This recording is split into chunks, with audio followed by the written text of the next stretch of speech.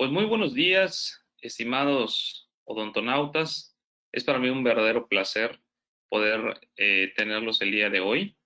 Vamos a platicar algo que es muy interesante, que yo creo que es la fase más importante de de toda nuestra profesión, de todo nuestro ejercicio profesional, y eso lo basamos en el conocimiento de los protocolos estéticos y funcionales. El día de hoy voy a hacer uso de la palabra para explicarles algunos protocolos que yo he implementado en el consultorio, que me han dado muy buen resultado y que también enseño. Yo soy catedrático de la Universidad Anáhuac, en la Facultad de Odontología, y más específicamente en el posgrado.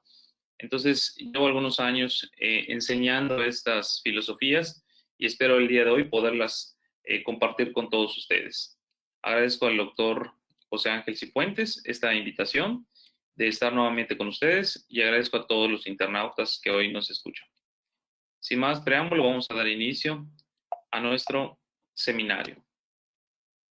Desde hace muchos años, yo tengo recuerdo de los años 80, la odontología se empezaba a valorar desde el punto de vista de que todo lo que se realizaba era para poder devolver al organismo la función antes que la estética y muchas veces sin importar la biología. Si ustedes pueden ver, aquí en la imagen observamos unas amalgamas que prácticamente tienen más de 30 años en boca, y estas amalgamas se colocaron haciendo lo que se le conocía como extensión por prevención. Estéticamente no eran tratamientos pues muy bellos, muy bonitos, y sabemos actualmente que las amalgamas ya no se utilizan por su alto contenido en metales pesados como el mercurio. Entonces, biológicamente, pues tampoco eran aceptables, aunque funcionalmente sí lo eran, pero a partir de los años 2000 en adelante, eso dio un cambio muy drástico.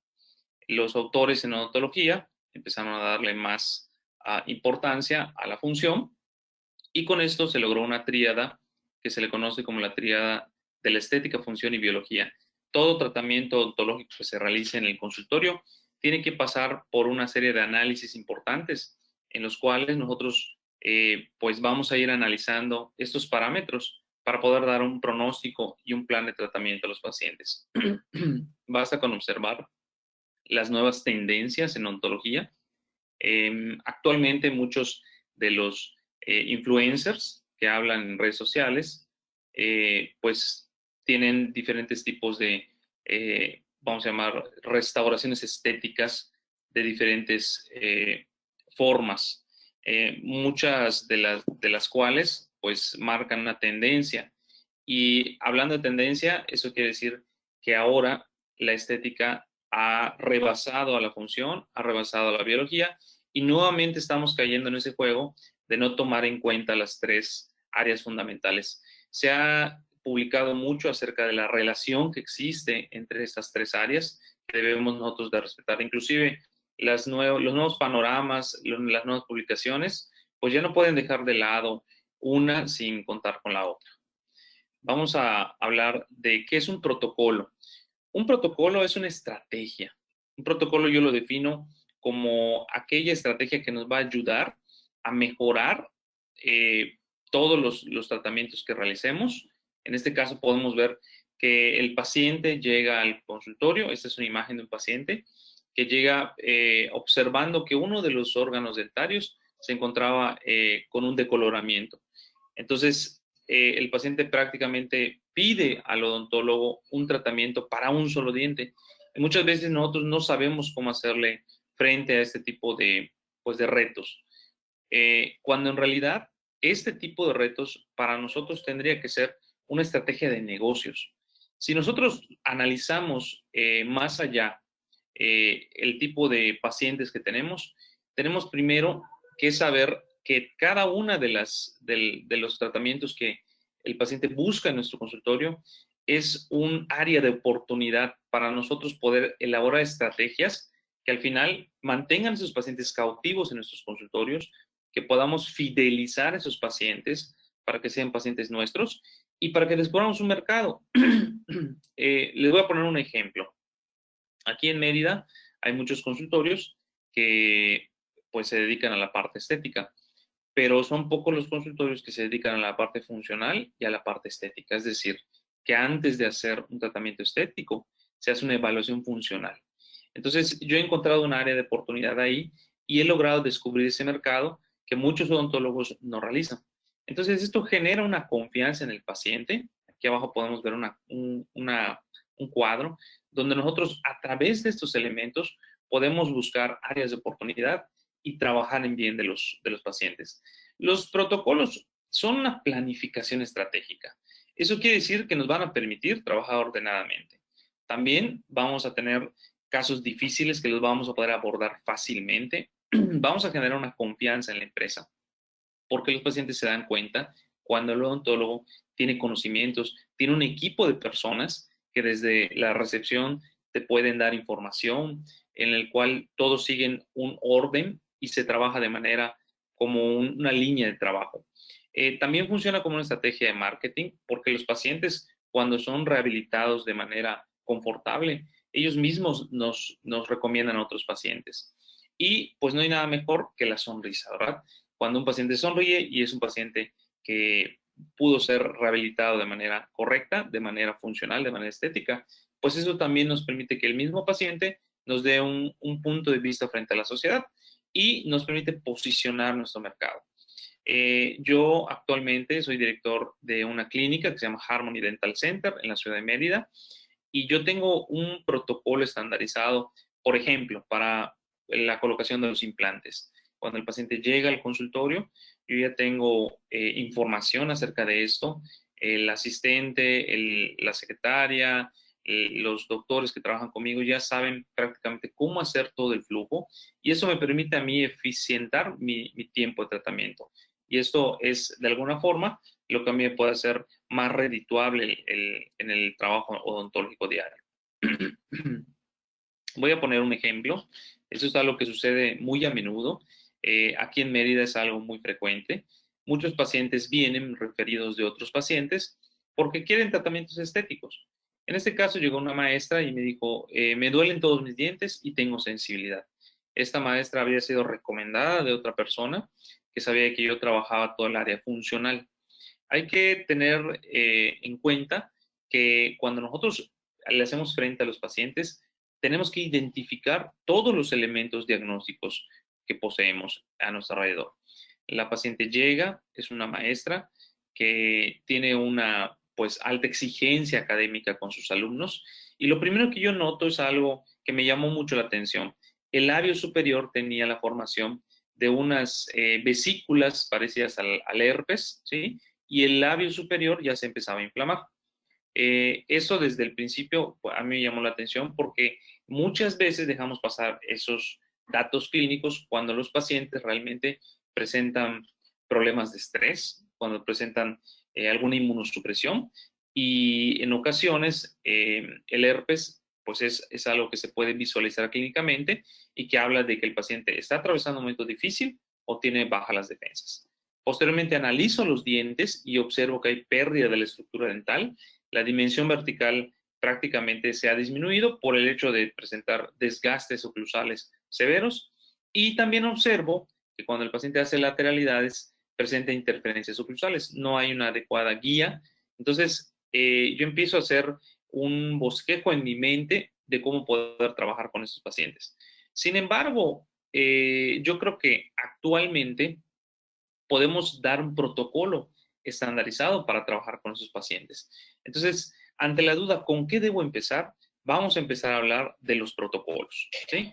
Algo que me llamó mucho la atención fue que la paciente le presentaba una palpitación en el párpado inferior de este lado. Si ustedes son observadores, voy a poner el video nuevamente. Aquí se ve cómo está palpitando el ojo, el párpado inferior del ojo izquierdo, y eso me da a mí una clara señal de que el paciente está pasando por un momento difícil. Puede ser una angustia, puede ser una ansiedad que se haya tornado pues muy grave y el paciente está apretando, está bruxando. Okay. Yo lo que hago al principio y les recomiendo a ustedes que lo realizan es un rapport. Un rapport es aquel encuentro con el paciente que genera empatía. Nosotros tenemos que ser muy respetuosos, muy profesionales, pero también debemos generar ese interés para que el paciente pueda, pues ahora sí que tener la confianza de contarnos, de decirnos cuáles son sus expectativas reales. Yo he planteado algunos pasos que espero que ustedes puedan seguir. Eso lo hago a manera de consejo. Ahorita les voy a ir dando varios consejos y pueden ir tomando nota de lo más importante. Para empezar, el diagnóstico yo siempre clasifico a los pacientes de acuerdo al método ASA, ¿sí? Que es el método que a nosotros nos permite, de acuerdo a la Asociación de Anestesiología Americana, clasificar a los pacientes si son sanos, tienen enfermedades sistémicas y esas enfermedades sistémicas se encuentran controladas o no controladas. Posteriormente tenemos que ver la actitud. Hay pacientes que vienen con buena actitud que nos van a permitir trabajar.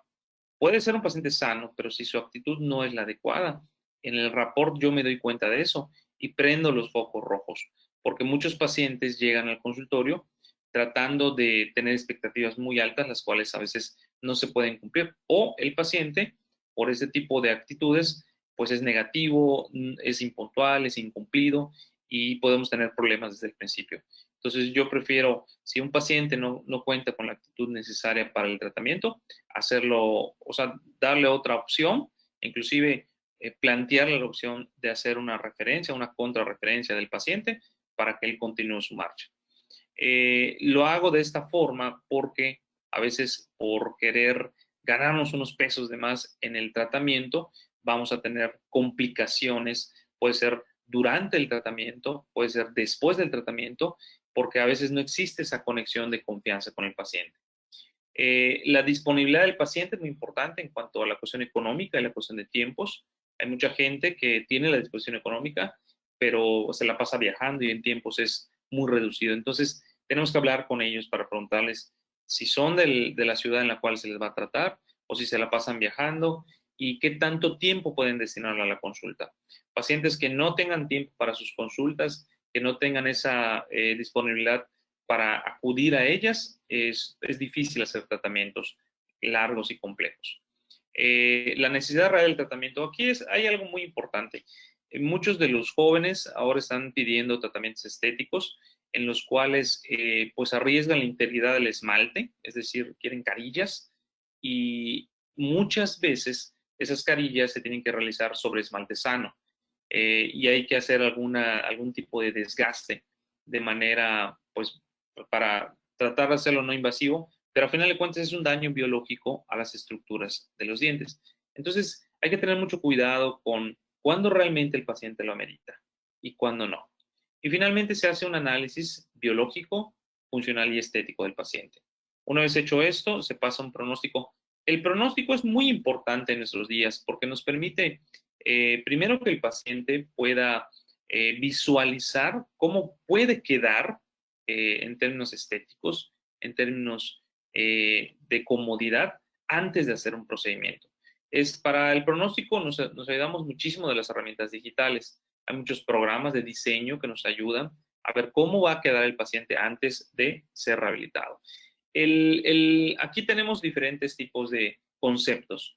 La desprogramación neuromuscular, ahorita la voy a mostrar como yo la realizo en el consultorio. El diseño digital de sonrisa también. El mock-up es una maqueta diagnóstica. El setup también lo voy a mostrar. Es como hacer una ortodoncia de manera virtual previo a algún tratamiento estético. Y también podemos utilizar cirugía guiada. En el caso de la cirugía guiada, es una herramienta muy valiosa porque nos permite que el paciente, sin tocarlo en boca, podamos mostrarle los alcances de su cirugía. En cuestiones del plan de tratamiento, nosotros siempre hacemos primero el diagnóstico, el pronóstico y posteriormente le damos al paciente un presupuesto ya previamente explicado donde se encuentran los tiempos y los costos del procedimiento.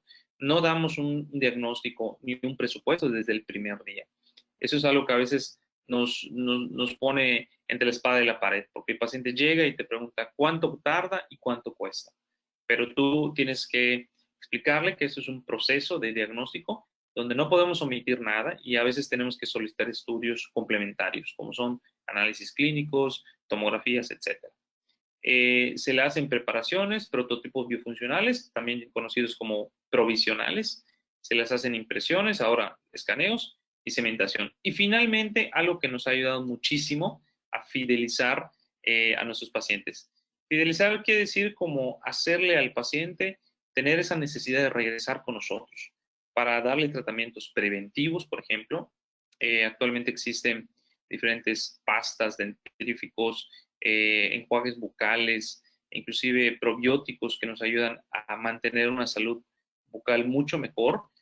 Un mantenimiento semestral que nosotros tenemos estipulado dentro de nuestra historia clínica para que el paciente tenga que regresar en la cuestión de las garantías, sobre todo cuando se le coloca un implante. El paciente tiene que regresar semestralmente para que nosotros le hagamos una evaluación. Porque muchos de los pacientes que llegan a nuestro consultorio buscando tratamientos estéticos se retiran de él pensando que el tratamiento ahí quedó. Y esto es un error porque si nosotros no hacemos un seguimiento del paciente, pues prácticamente el paciente pues cae en la confianza de ya no regresar y si tiene problemas que se están empezando a gestar, nosotros tenemos que saberlo. Bueno, vamos a iniciar con esto. El protocolo de diagnóstico es muy sencillo. Primero, ¿qué tenemos que hacer? Primero hay que analizar el riesgo que tenemos ante nuestra persona. Si el paciente es un paciente que tiene problemas sistémicos, antes de hacer algún tratamiento odontológico, tenemos que enviarlo o remitirlo a un médico especialista que lo pueda trabajar. Ahí tenemos una semaforización en rojo, cuando tenemos que detenernos, tener un equipo interdisciplinario de trabajo donde podamos referir al paciente. Tenemos la señalización amarilla, que es cuando el paciente se encuentra medianamente bien sistémicamente, es decir, a veces sin problemas sistémicos, pero no está controlado. Y el verde es cuando nosotros podemos continuar sin temor a que tengamos alguna complicación. Es muy común aquí en la ciudad de Mérida tener pacientes con hipertensión que no es controlada o que fue controlada pero no se encuentra bajo medicación y diabetes principalmente. Entonces, esto nos complica mucho el panorama porque si el paciente viene por un tratamiento estético, aunque tenga todos los recursos, el tiempo, si el paciente no se encuentra en un control de esta diabetes, vamos a tener problemas a futuro. Aquí les voy a mostrar primero el semáforo en verde. Tenemos que tomar la decisión. Cuando tenemos pacientes ASA 1 y ASA 2, que son pacientes sanos o con compromiso sistémico controlado con visitas semestrales al médico, toma de sus medicamentos puntualmente, control de dieta, ejercicio, etcétera, podemos trabajar con ellos. Si el paciente es un paciente cooperador, también podemos trabajar con ellos. Si el paciente tiene el suficiente tiempo y económicamente puede costear el tratamiento, podemos trabajar con ellos. El paciente viene sin dolor, sin ninguna infección, y es un paciente racional que responde correctamente a las preguntas que se le hacen, es una persona que se encuentra sin algún trastorno psicológico, se encuentra equilibrado, entonces podemos continuar, no tenemos ningún problema. ¿Cuál sería el siguiente paso? Continuar con el diagnóstico intraoral o biológico. Si el paciente es un paciente desconfiado, que no tiene los recursos, es un paciente que tiene algún tipo de dolor crónico que no haya sido tratado previamente, o inclusive pacientes que presentan dismorfia. La dismorfia es una como no aceptación de la estética o de las condiciones fisiológicas del paciente mismo. Siempre se ven feos al espejo, son pacientes que no se aceptan como son pacientes que quieren cambiar algo de su aspecto físico, son pacientes que siempre vamos a tener que estar luchando contra ellos. Ese tipo de pacientes hay que tener pues un semáforo en amarillo porque nos pueden complicar los tratamientos a futuro. Y finalmente, los pacientes ASA 4 y 5, que son aquellos pacientes que ya se encuentran en un riesgo de salud mayor o pacientes que no estén controlados, sobre todo pacientes que tengan una actitud negativa, que no cooperen, que tengan poca disponibilidad. Esto es muy importante. A mí me ha tocado ver muchos empresarios que cuentan con el recurso económico, pero se la pasan viajando todo el tiempo, entonces no pueden atenderse de la manera correcta. Cuando el paciente no puede atenderse de la manera correcta, no puede hacer un stop en su vida para darse ese tratamiento, es mejor no atenderlos, porque si no vamos a tener que estar luchando contra, pues, no causarle algún daño al paciente.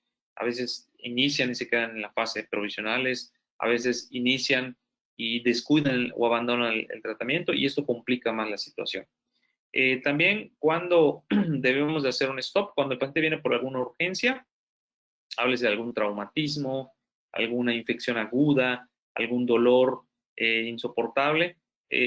Aquí no podemos hablar de estética, no podemos hablar de otro tema que no sea la atención inmediata. Entonces, muchas veces, si nosotros tenemos en el equipo a un endodoncista, a un cirujano maxilofacial, alguien que nos pueda trabajar de manera urgente, lo referimos. Y aquellos pacientes que tengan algún problema psiquiátrico no controlado, también se les puede poner un stop. Se puede pedir una interconsulta, se puede canalizar con un profesional que nos pueda apoyar en ese sentido. ¿Ok? Como segundo punto del análisis biológico, vamos a evaluar ahora los detalles o las condiciones intraorales. Si el paciente que encontramos tiene condiciones adecuadas, pues es obvio que vamos a poder trabajar. Fíjense ustedes cómo en el caso de la maestra que estoy planteando aquí, tenemos algunas imágenes, la maestra llega con nosotros con mucho estrés, se encontraba inmunosuprimida, a pesar de que es un ASA 1 o ASA 2 considerado con un estrés alto, podemos continuar con su atención, evaluamos su boca, observamos que tiene desgastes profundos, y aquí es donde nosotros empezamos a evaluar todas las estructuras intraorales. Si el paciente no tiene problemas periodontales, está sano, pues prácticamente no tenemos riesgo alguno, podemos continuar. Pero si el paciente, como en el caso de la maestra, empezamos a observar que hay erosión, que hay abrasión, que tenemos pérdida de las estructuras, entonces hay un riesgo moderado ahí. No podemos continuar con un tratamiento estético si no atendemos las causas de lo que está sucediendo en boca. Muchos de los odontólogos jóvenes cometen el error de enfocarse 100% en la parte estética y dejar de lado el análisis biológico. Yo creo que el análisis biológico, la parte estética y la parte funcional se complementan.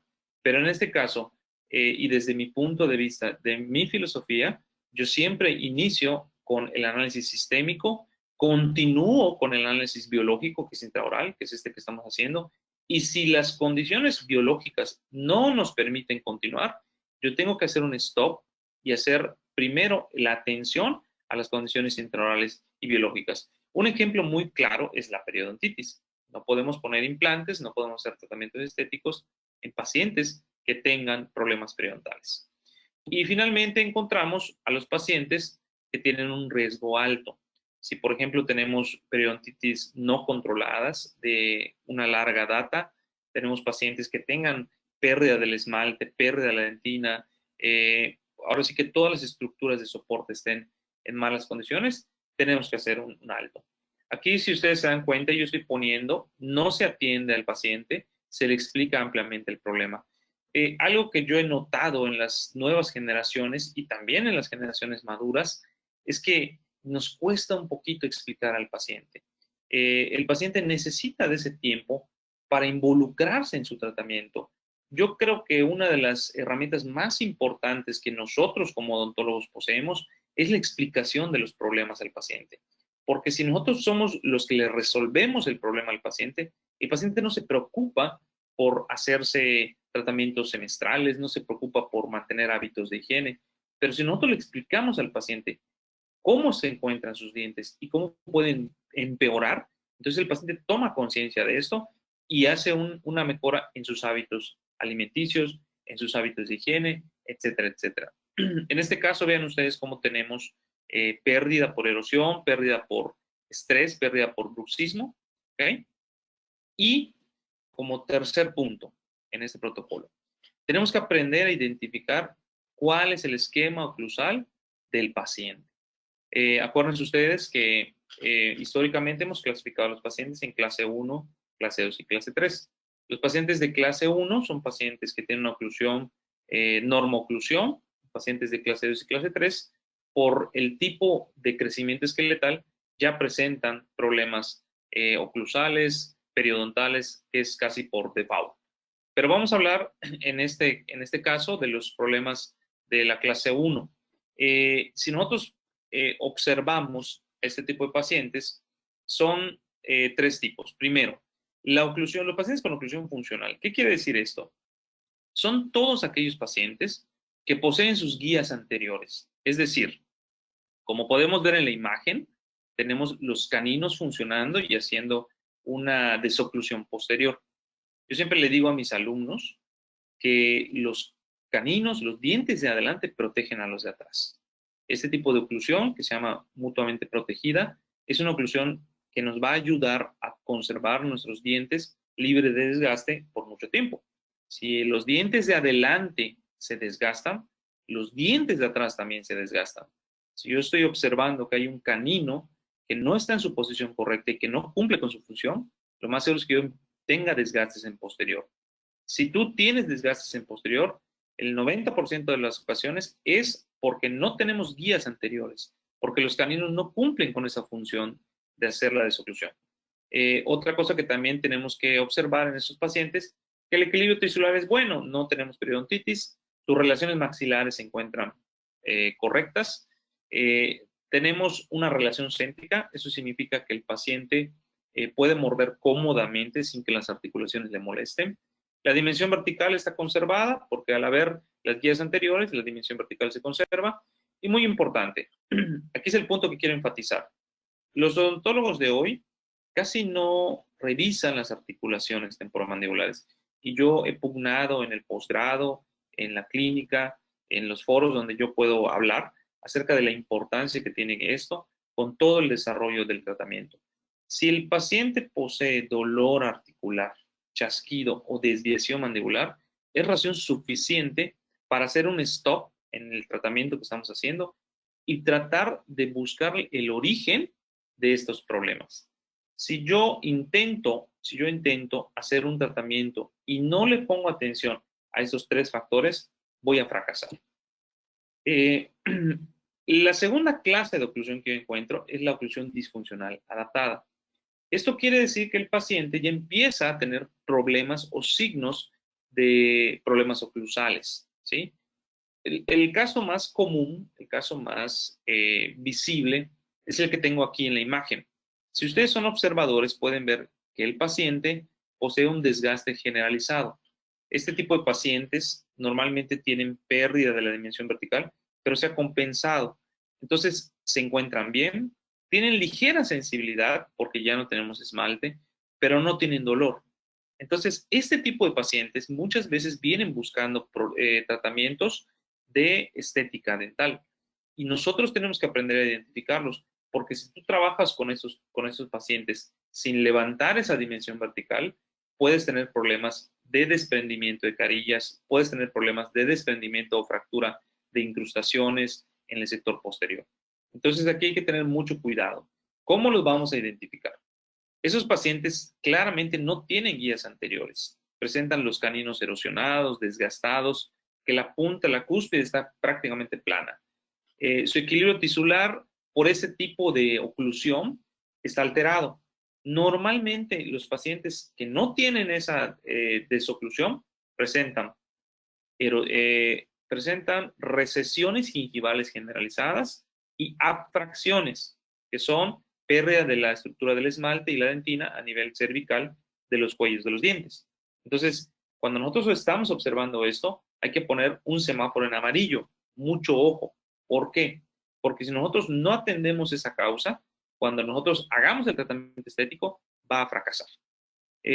Vamos a continuar. Vemos también que aquí ya hay un dolor, ya hay un chasquido. A veces me preguntan los alumnos, doctor, ¿el paciente tiene chasquido? O sea, le truena la mandíbula, le truena la articulación, pero no tiene dolor. Y yo le digo, mira, si el paciente tiene un chasquido, pero no tiene dolor, hay que hacer una evaluación oclusal. Vemos cómo están las guías, vemos cómo está su clase. Pero si el paciente presenta dolor y chasquido, entonces prácticamente no lo debemos atender. No lo debemos atender. Aquí hay que tener mucho cuidado con esto. Si nosotros nos arriesgamos a hacer un tratamiento cuando el paciente no está adaptado, cuando su oclusión no es funcional, va a fracasar porque vamos a tener interferencias oclusales, nuestro tratamiento puede condicionar a futuras complicaciones. Yo siempre le digo a los doctores especialistas que se forman en las aulas, sus tratamientos rehabilitadores tienen que ser preventivos. Es decir, si tu tratamiento va a prevenir futuras complicaciones, hazlo. Pero si tu tratamiento va a traer consigo nuevas complicaciones, entonces no lo hagas, porque es preferible limitar el daño a seguir haciendo que avance. Este tipo de pacientes con oclusión disfuncional son pacientes que tienen desgastes generalizados, ausencias de dientes, no poseen guías anteriores, son pacientes que normalmente se han descuidado muchísimo, tienen problemas periapicales, endodónticos, sus relaciones oclusales no son las adecuadas, no tienen un adecuado asentamiento, no pueden comer de manera cómoda, son pacientes que presentan dolor a la masticación, no se sienten cómodos con su mordida, son pacientes que tienen problemas musculares de hipertrofia muscular, presentan chasquidos, presentan desviación mandibular bilateral, la famosa laterognasia es muy evidente. Entonces, esto nos va a impedir hacer un tratamiento correcto. Si el paciente quiere hacerse un tratamiento, a pesar de que nosotros ya le comentamos, ya le dijimos que es una oclusión disfuncional, tenemos que advertirle que esa restauración no tiene ningún tipo de garantía. Porque si yo aumento, vamos a poner este ejemplo, un borde incisal a este central, prácticamente la oclusión va a romperla nuevamente. La fuerza de la mordida va a romperla. Entonces, ¿qué quiero decir con esto? Que los pacientes que tengan este tipo de condiciones tienen que ser tratados por un equipo multidisciplinario. Tenemos que hacer un stop, tenemos que hacer un diagnóstico más profundo para poder trabajarlos. Aquí les presento las dos divisiones de los pacientes en odontología. Los pacientes que están adaptados, ¿sí? Los pacientes que están cómodos, aunque no necesariamente están en una salud adecuada, ¿sí? Y los pacientes que no están adaptados, los pacientes que no están cómodos con su mordida y que tienen dolor y molestia. Un filtro que yo les pongo a los muchachos, a los doctores que están cursando su especialidad es, la pregunta obligatoria en todos tus tratamientos es, ¿tiene chasquido? Doctor, no tengo chasquido. Entonces, tenemos que cerciorarnos a través de un estetoscopio, utilizar el estetoscopio para hacer auscultación. Lo segundo, ¿tiene dolor articular? Doctor, el paciente refiere dolor articular a la masticación. Hacemos una prueba de carga utilizando unos rollos de algodón, unos abatelenguas, para que el paciente muerde firmemente y nosotros impulsemos la mandíbula para ver si tiene dolor en la zona retrodiscal. Bueno, vamos a continuar. Si nosotros encontramos que el paciente tiene una oclusión funcional, tenemos que mantenerla todo el tiempo posible. Los pacientes deben de poder poseer sus dientes toda la vida. Si el paciente está con una oclusión disfuncional, hay que modificar muchas cosas. Normalmente este tipo de pacientes son muy difíciles de trabajar porque cuando tú les ofreces un tratamiento completo, los pacientes no te lo aceptan y te dicen, tú me quieres estafar porque yo vine por un diente que está roto y me quieres hacer todo. Pero si no le explicamos que esa dimensión vertical no se puede aumentar en un solo diente, es difícil trabajar con ellos. Y finalmente, si nosotros encontramos una oclusión prácticamente disfuncional, hay que restablecerla. Hay que explicarle al paciente la importancia de restablecerla. ¿Okay? Esta paciente ya presentaba chasquido, ya presentaba dolor. Les marqué aquí la línea media, vean ustedes como una desviación mandibular hacia la izquierda. Y aquí la paciente ya empezaba a presentar una oclusión disfuncional con una pequeña laterognasia. Cuando ella hacía el movimiento anterior, prácticamente la mandíbula se iba hacia un lado. Como cuarto punto, una vez que hemos identificado el esquema oclusal del paciente, tenemos que hacer un análisis funcional y un análisis estético del mismo. Aquí vamos a poner los puntos que nosotros analizamos al momento de hacer esos dos tipos de análisis. En este caso clínico que les estoy mostrando, voy a hacer el análisis analógico y el análisis estético lo voy a dejar un poquito más adelante cuando yo les muestre el workflow digital. ¿Okay? Entonces, el primer caso que vamos a trabajar, que es este de la maestra, lo vamos a trabajar de manera analógica, es decir, le vamos a fabricar modelitos y vamos a jugar con algunos jigs y algunos guardas oclusales. Bueno, aquí está.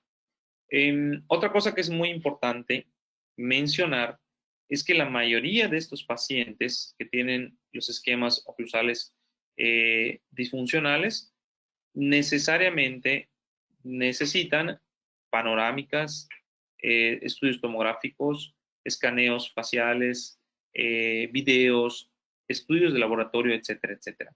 Eso lo vamos a mandar al paciente.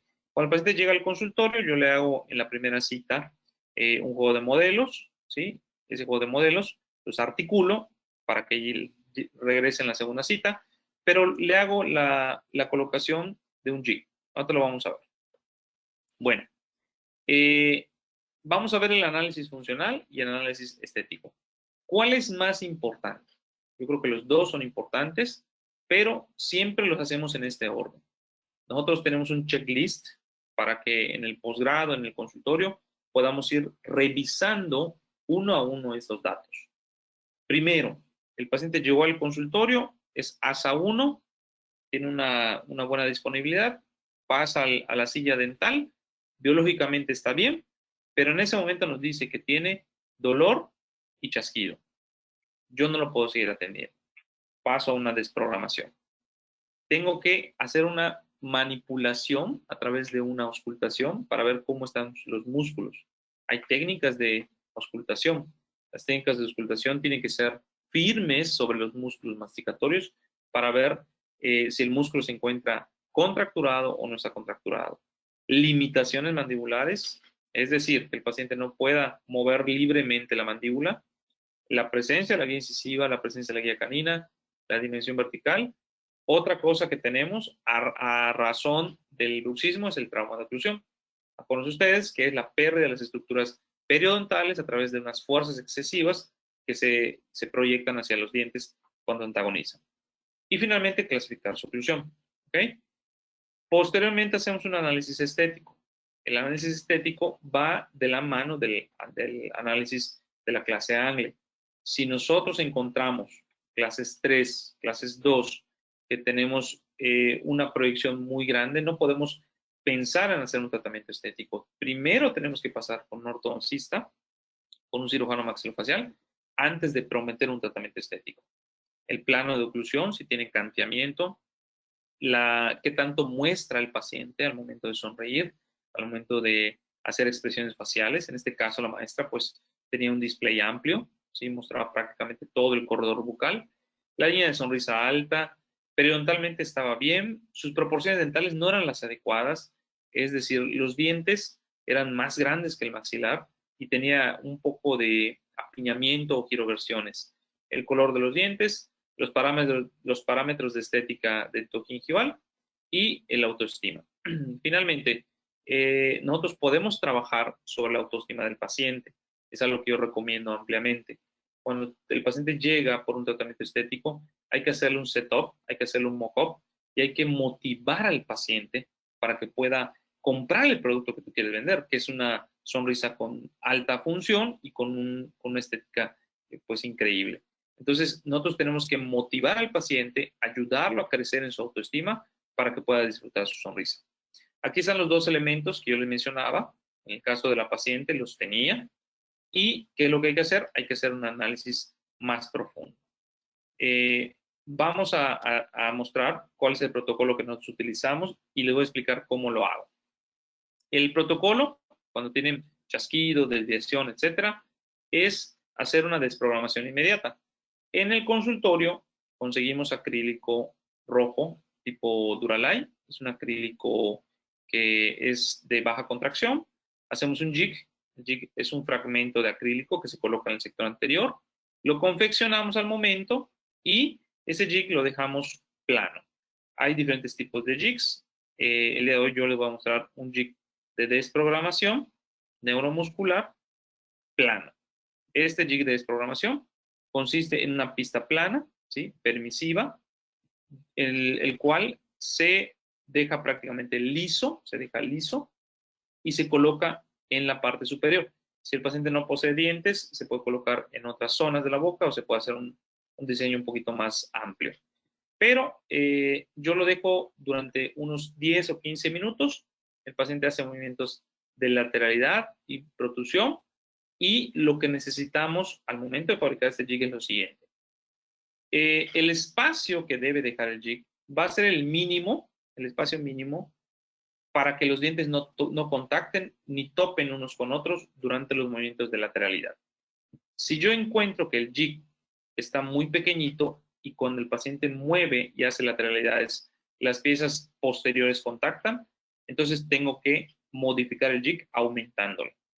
Si yo veo que el jig con un mínimo de aumento de 1 o 2 milímetros tengo una desoclusión, entonces puedo utilizar el jig.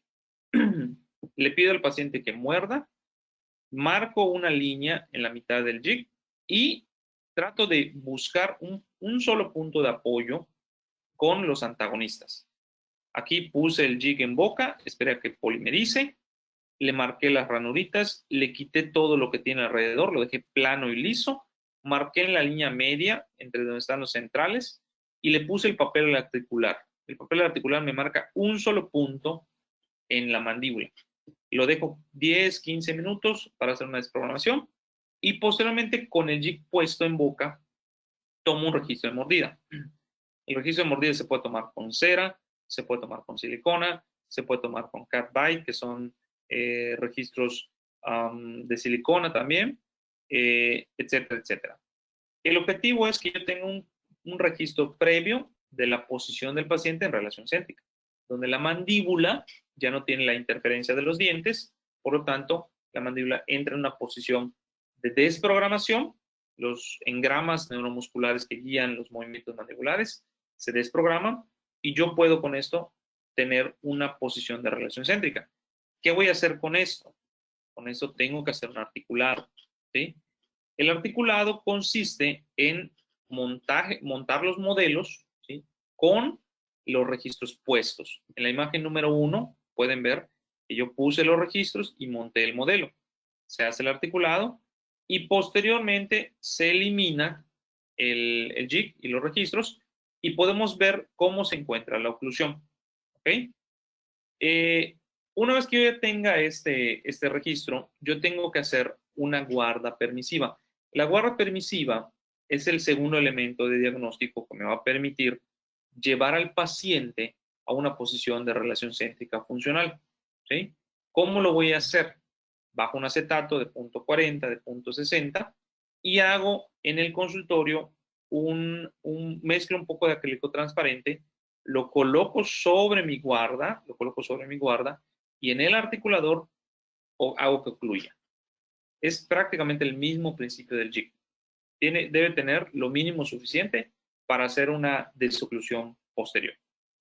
Si ustedes se dan cuenta, este es un paso extra porque si nosotros fuéramos a trabajar un tratamiento estético, el paciente que llega porque quiere un tratamiento estético, tengo que frenarlo, hacer este procedimiento que tarda unas citas, ¿sí? Y explicarle al paciente que esto es un método de diagnóstico. Es decir, esto no es un tratamiento que va a tener toda su vida. No lo voy a dejar con el guarda toda su vida. Es un tratamiento que me va a llevar la mandíbula a una posición estable de relación céntrica y que en esa posición yo voy a estudiar sus movimientos y voy a poder brindarle un tratamiento. Ahorita les voy a explicar esa parte.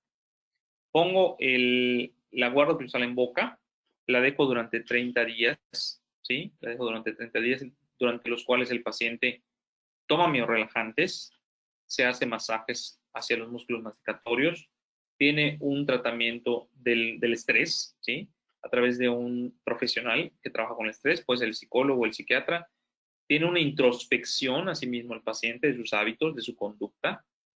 Muchos de estos pacientes empiezan a desarrollar problemas en su personalidad, en su forma de vivir, porque a veces son pacientes muy perfeccionistas, son pacientes muy preocupones, se preocupan por todo y empiezan a desarrollar hábitos y parafunciones nocturnos.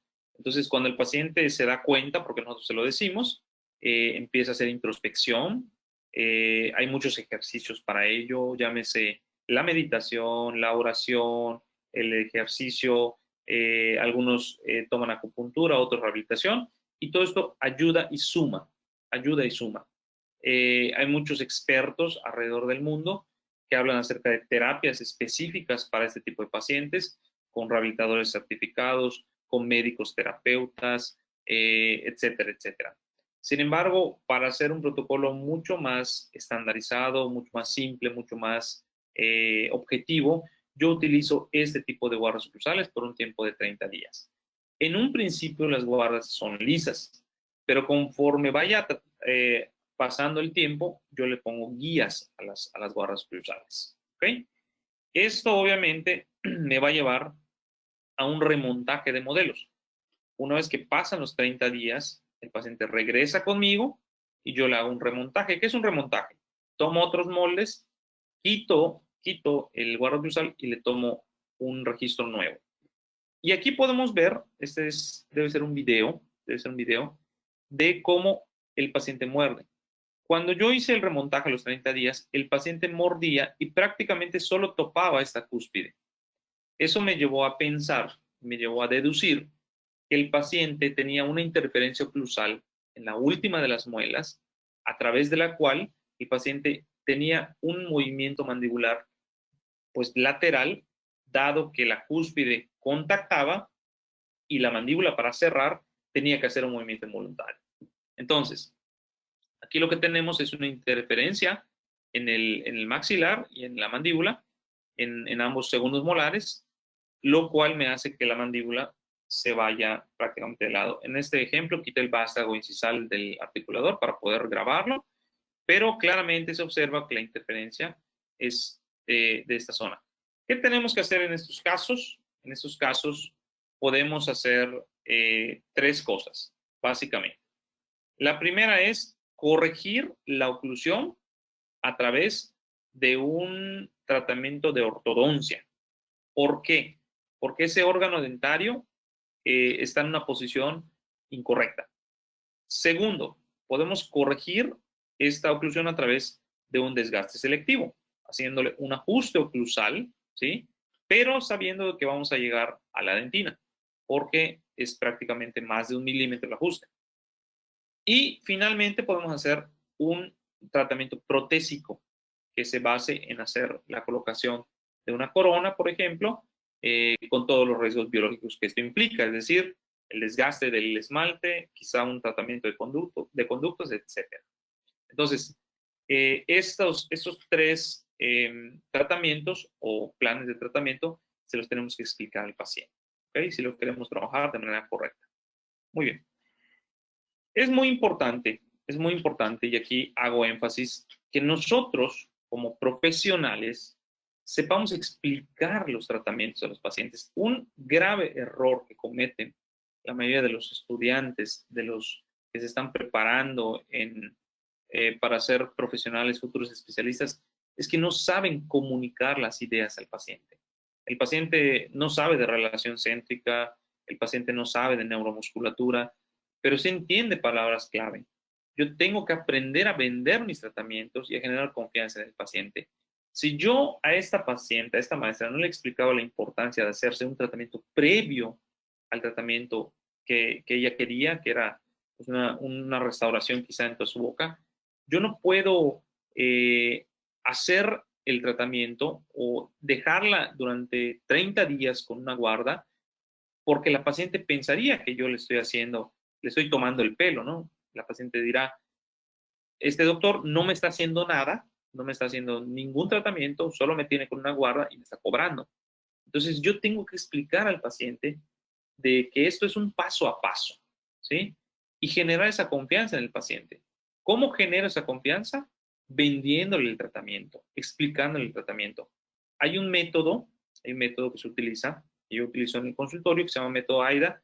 Es un método muy sencillo de aplicar, donde tú tienes que ver, captar la atención de tus pacientes. Los pacientes vienen por algo en especial. Esta paciente, si viene por estética, pues tenemos que captar su atención, primero siendo buenos profesionales, siendo profesionales que cuiden su apariencia y su forma de manejarse a nivel profesional, ¿verdad? Porque pues de ninguna manera vamos a poder tener la atención del paciente si somos mal hablados o si de repente no le hacemos caso al paciente, ¿no?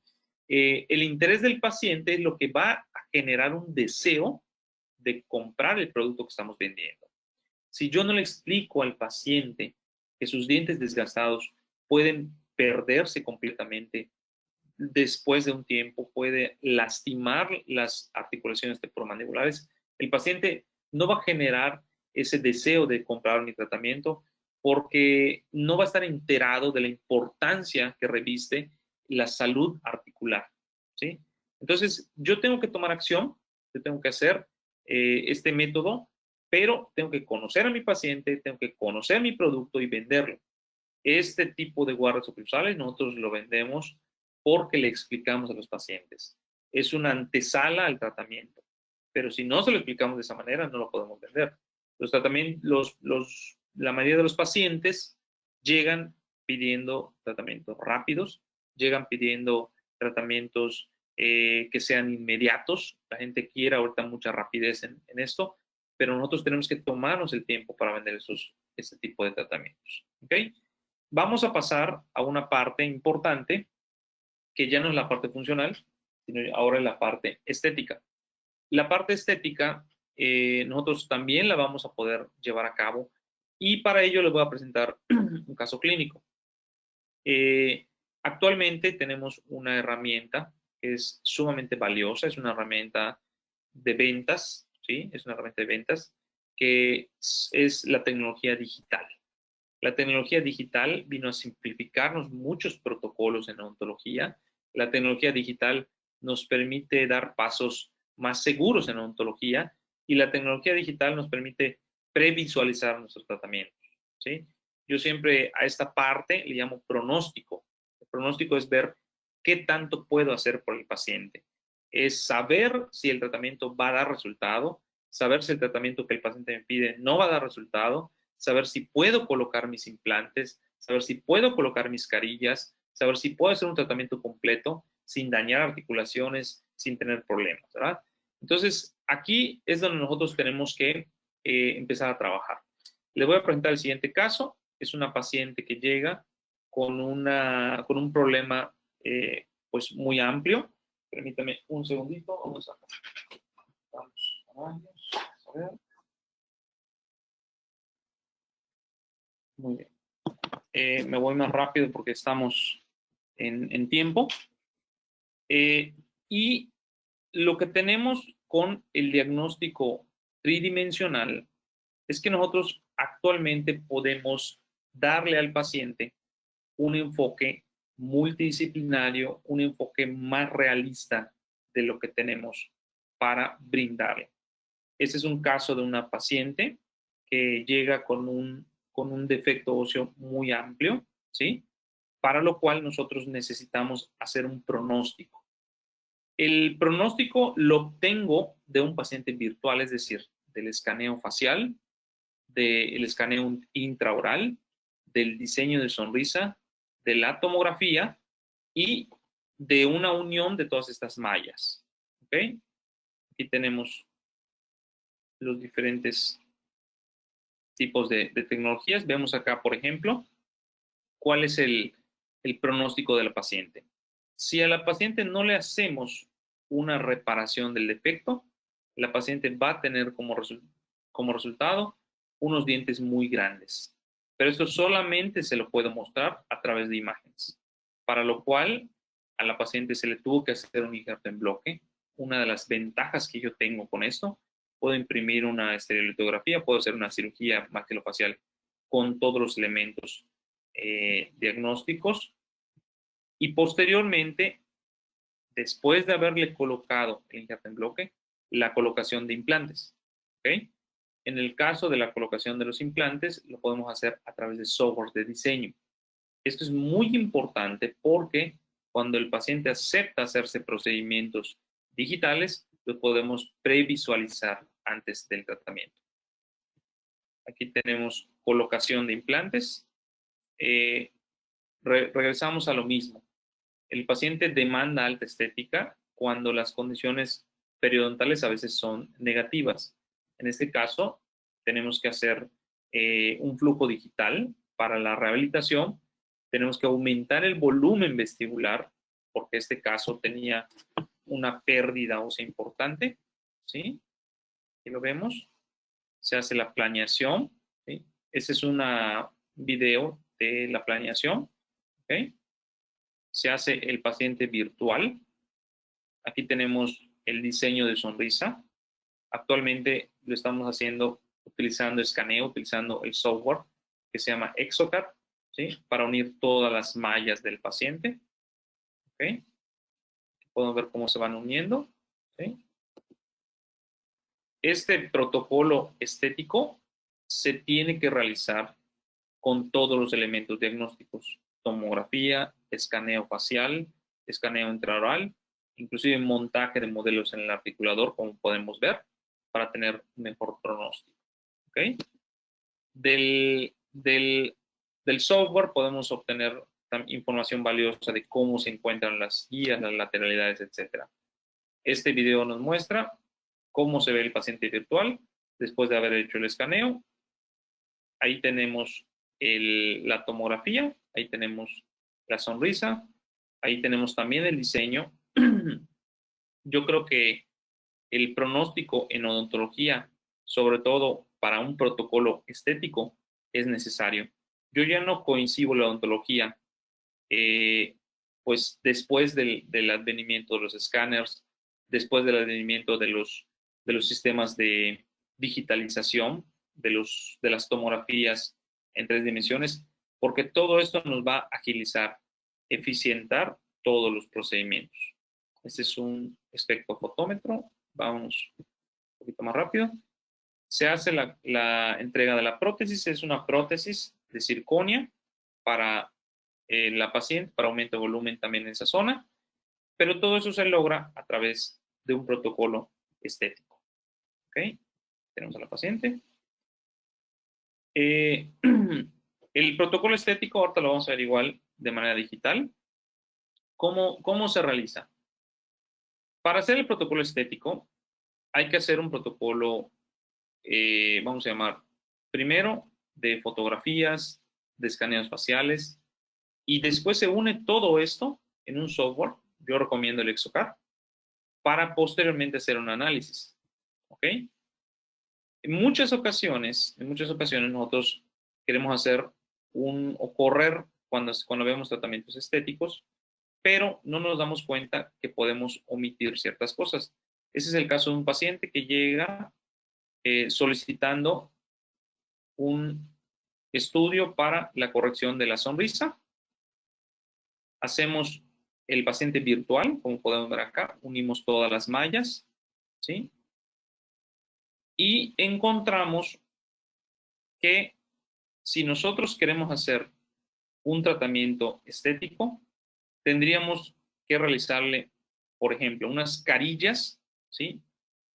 Sobre unos dientes sanos que tendríamos que desgastar, porque la posición de los caninos es prácticamente una proinclinación.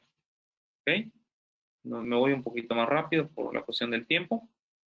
En este caso, observamos que había una interferencia oclusal por un tercer molar, ¿sí? Lo mismo que hicimos con el uso del guarda, aquí lo hicimos con el jig y con el uso del software, ¿sí? Se le propone al paciente un setup ortodóntico. ¿Qué es un setup ortodóntico?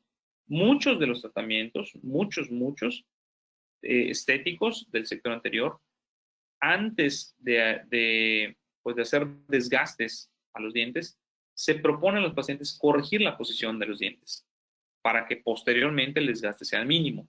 En este caso, estamos proyectando unas carillas al paciente, pero el paciente tenía los caninos preinclinados. Esos son videos de movimientos que se logran de manera virtual. Aquí tenemos el modelo del paciente y cómo quedaría después de un tratamiento de ortodoncia. Si se logra hacer esto, lo hacemos mediante el uso de alineadores.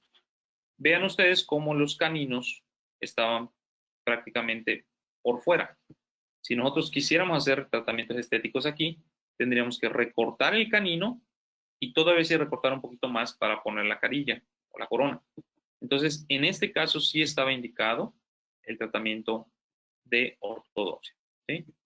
Entonces, aquí es muy importante saber que en ocasiones la parte funcional le antecede a la parte estética, que la parte biológica nos va a dictar cómo vamos a hacer nuestro tratamiento antes que la parte estética. Yo no tengo nada en contra de los que hacen carillas, en contra de las personas que se dedican 100% a la estética, pero sí siento que debemos de mirar la parte posterior, mirar cuál es el origen del problema, evaluar cómo se encuentra el paciente antes de hacer un tratamiento estético. ¿Okay? Esto es muy importante. Aquí yo le explico al paciente que si quiero hacer un tratamiento estético, tiene que ser expensas de su esmalte natural. Y le explico, mira, aquí tengo que desgastar 1 milímetro para obtener este resultado estético. Entonces, si tú no quieres que te desgaste tus dientes, tienes que hacerte un tratamiento de ortodoncia previa. ¿Okay? Bueno, vamos a finalizar. Estoy muy agradecido con toda esta audiencia. El tiempo apremia y la verdad es que hay mucho conocimiento por obtener. Quiero dejarles el día de hoy 5 reglas de oro. Estoy muy contento con todos los que me han invitado el día de hoy. No encuentro mejor manera de celebrar este cumpleaños que dando esta plática. Me complace muchísimo el hecho de ser invitado y ser miembro del International College of Dentists. Sobre todo, pues, porque siempre me honran con este tipo de invitaciones, las cuales yo siempre estoy, pues, muy contento de poder apoyarles. 5 reglas de oro. ¿Okay? Primero, descubre tu mercado. Hay muchas partes de la odontología que no han sido trabajadas correctamente. Yo he descubierto que son los pacientes que tienen problemas articulares, de bruxismo, problemas de desgastes y erosiones muy grandes, no tenían un nicho en la odontología y se les está dando actualmente a través de terapias, a través de restauraciones de mínima invasión. Entonces, ese nicho es muy importante. En el caso de ustedes, tienen que descubrir cuál es el mercado al que quieren pertenecer.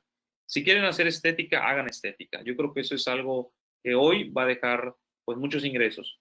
Pero si quieres hacer estética, fíjate bien la parte funcional, fíjate bien la parte biológica. Número 2, genera confianza en la empresa. Si tú utilizas herramientas tecnológicas en tu día a día, en tu práctica profesional, vas a generar muchísima confianza en los pacientes. Si tú le muestras al paciente cómo está su boca, como en el caso de este último paciente, que yo se lo mostré en una pantalla grande, le dije, mira la posición, si yo hago desgaste y recorto tus dientes, vas a tener este problema.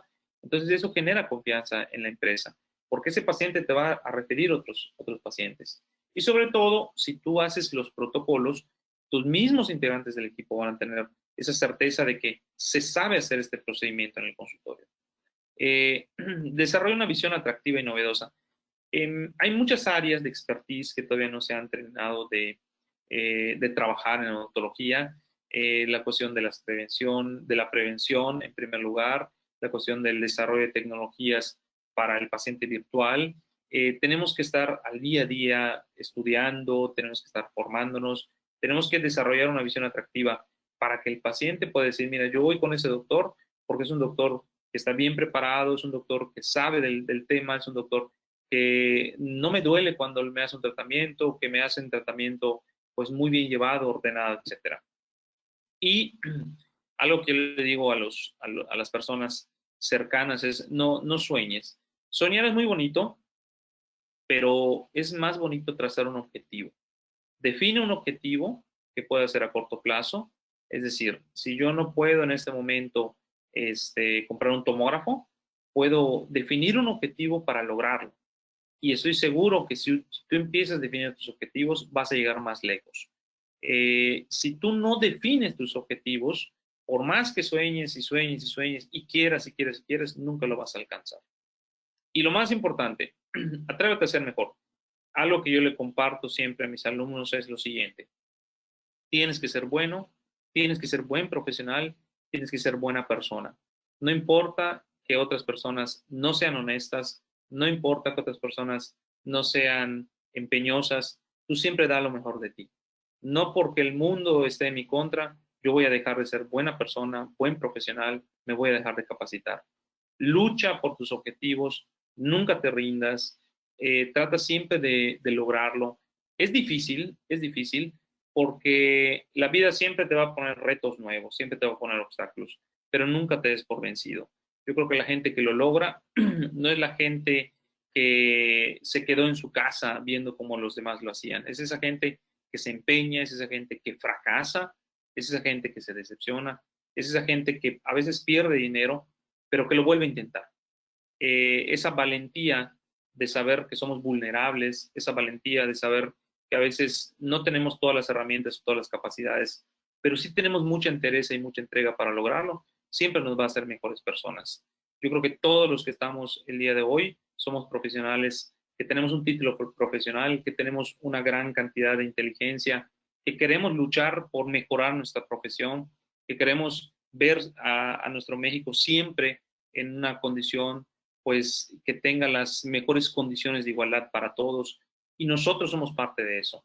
Si nosotros logramos y nos empeñamos en ser mejores profesionales, logramos elevar el nivel de educación y el nivel de atención a todos nuestros pacientes.